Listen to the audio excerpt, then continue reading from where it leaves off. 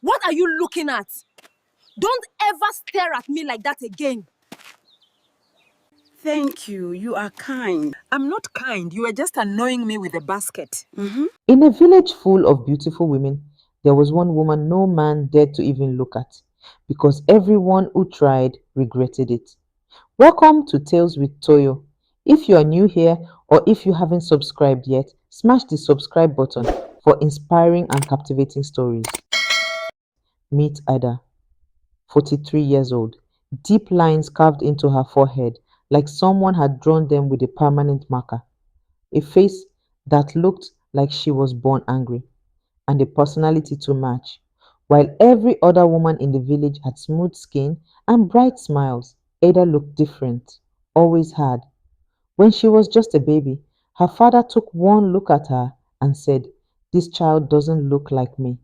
And just like that, he was gone, disappeared, never came back. Her mother couldn't handle the shame, so Ada was sent to live with her grandmother on the edge of town. And that's where she grew up, alone, different, watching everyone else from a distance. Now, her grandmother was gone too. Ada lived by herself in that same small house, and honestly, she preferred it that way. Every morning, she'd walk through the village market with her arms crossed and that permanent scowl on her face. People would literally part like the Red Sea when they saw her coming. The men? Oh, the men avoided her like she had a disease. "Ada is coming, hide your eyes," they'd whisper. One time, a man named Chidi made the mistake of staring at her for too long, just curious about her looks. Ada stopped dead in her tracks, turned to face him, and said loud enough for everyone to hear, "Chidi, if you're looking for something beautiful, go stare at a sunset. My face is not a tourist attraction." The whole market erupted in laughter. Chidi practically ran away. Nobody stared at Ada after that. But here's the thing about Ada. She didn't care what anyone thought. While other women gossiped and giggled and tried to impress men, Ada handled her business. She chopped her own firewood. She didn't ask anyone for help. And she definitely didn't say please or thank you more than absolutely necessary. She had no husband or even a friend. "I don't need a man," she'd say. "Men are like decorations, nice to look at, but what's the point?"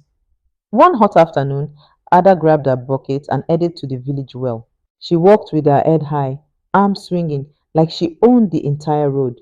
People moved out of her way without her even asking. Halfway there, she spotted some women sitting under a tree. They were staring at her, whispering, laughing. Ada stopped walking. She turned slowly and looked directly at them. "You three. Yes, you. Do I owe you money? Did I steal your goats? No. Then why are your eyes glued to me?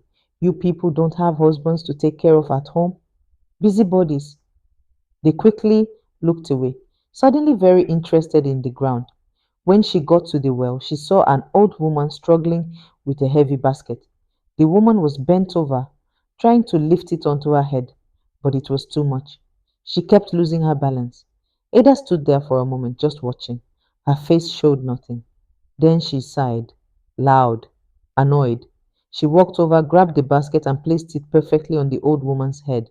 The old woman's eyes went wide with surprise. "Oh, thank you, my daughter. Thank you so much. You are so kind."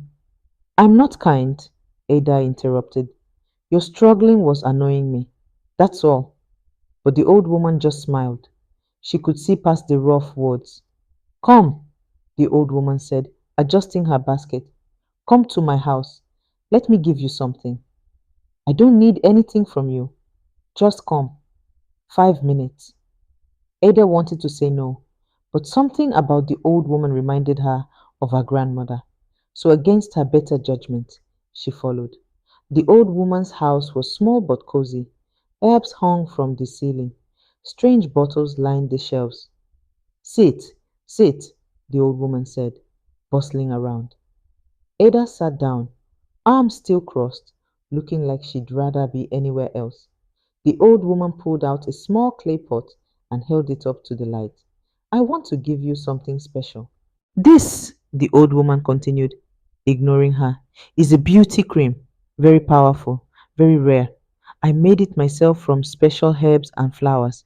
If you use it every day for 1 month, your skin will become smooth, soft, glowing. Men will stop and stare. They will write poems about your beauty. They will. Ada stood up. Her face was serious. I don't want it. But, but it will make you beautiful. Men will finally. I said I don't want it. Ada's voice was firm but not angry. Listen to me carefully. I don't need smooth skin. I don't need men to stare at me. I don't need anyone to write poems about my face. This, she pointed to her forehead, to her wrinkles, to her face. This is who I am, and I'm not changing it for anybody. The old woman blinked in surprise. Ada's expression softened, just a tiny bit. But thank you. Really, most people don't even see me as human. You saw me and wanted to help. That's that's something. Then she turned and walked toward the door. Wait, the old woman called. What's your name? Ada looked back over her shoulder. Ada! Ada! The old woman repeated, smiling. You are already beautiful. You just don't know it yet. Ada snorted. You need to get your eyes checked, old woman. But as she walked away, there was the tiniest smile on her face, just for a second. She grabbed her bucket and headed home, walking just as proud as before. Because Ada knew something most people didn't. Real beauty wasn't about smooth skin or pretty faces. It was about knowing exactly who you are and refusing to apologize for it. Then, something happened that changed everything. In the same village lived Emeka, the village most popular tailor. While other men saw an angry woman with a scary face, Emeka saw something else. He saw the way Ada helped that old woman at the well when she thought no one was looking. He saw how she never gossiped or tore people down. He saw her strength, her pride, her refusal to bend for anyone. And he admired her for that. Emeka had tried to approach her at the market. Ada, he said gently, can I talk to you for a moment? Ada stopped and looked at him like he was crazy. About what? I just, I wanted to say that I think, no. Ada cut him off immediately. Whatever you're about to say, I don't want to hear it. I don't need your charity. And I definitely don't need you trying to make yourself feel good by pretending to care about the ugly woman. One afternoon, Ada's roof started leaking during a rainstorm. Bad. Water was pouring into her house, and for the first time in years, she actually needed help. She stood in her doorway, soaking wet, watching the rain, too proud to ask anyone. Then she heard a voice. I can fix that for you. It was Emeka, standing in the rain with a ladder and tools. I didn't ask for your help, Ada said. I know, but I'm offering anyway. Ada wanted to say no. She wanted to slam the door in his face, but the water was ankle deep in her house now, and her pride wasn't going to fix that roof. Fine, she muttered, but don't talk to me while you walk. Emeka climbed up and fixed the roof, didn't say a word. When he finished, he climbed down, nodded, and started to walk away. Wait, Ada called out. Emeka turned around. For the first time in years, Ada's face softened just a little. Why do you keep being nice to me? Emeka smiled. Because you remind me of my grandmother. She had a face that scared everyone too, but she was the kindest person I ever knew. I figured maybe you're the same. Emeka continued, his voice gentle. You're not mean, Ada. You're protecting yourself, and I understand that. I don't need you to change. I don't need you to be softer or prettier or anything else. I just need you to know that someone sees you, the real you, and thinks you're incredible exactly as you are. Ada's throat tightened. No one had ever talked to her like this. Ever. She wanted to say something sharp, something to push him away like she always did, but the words wouldn't come. Instead, she just whispered, You talk too much. But this time there were tears in her eyes and the tiniest hint of a smile on her face. Emeka smiled back. I've been told that before. After that day, things changed. Slowly. Ada was still Ada. She still walked through the market with pride. She still had that permanent frown on her face. She still didn't take nonsense from anyone. But now, when Emeka greeted her in the morning, she'd actually respond. Good morning, Ada. Morning, she'd grunt back. It wasn't much, but for Ada, it was everything. One afternoon, Ada was at the market buying vegetables when she heard someone crying. She looked over and saw a young girl sitting alone on the ground, tears streaming down her face. Ada recognized her. The girl had a large birthmark across her cheek. The other children teased her about it constantly. Ada watched as three boys circled the girl, laughing. Ugly face, ugly face! She marched over, vegetables forgotten. Her footsteps were heavy, purposeful. The boys saw her coming and their laughter died immediately. Ada stood in front of them, arms crossed, giving them a signature death stare, the one that made grown men nervous. You three, she said, her voice low and dangerous. You got a problem with how she looks? You think being born pretty makes you better than someone else? The boys shook their heads frantically.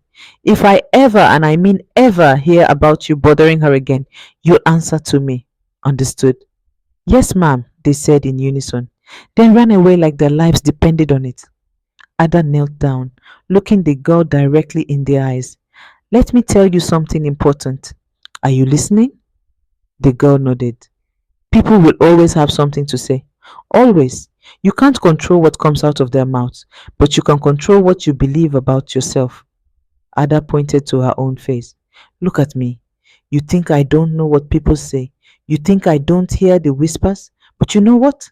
I wake up every single day. I look in the mirror and I say, this is me. And I'm not apologizing to anyone.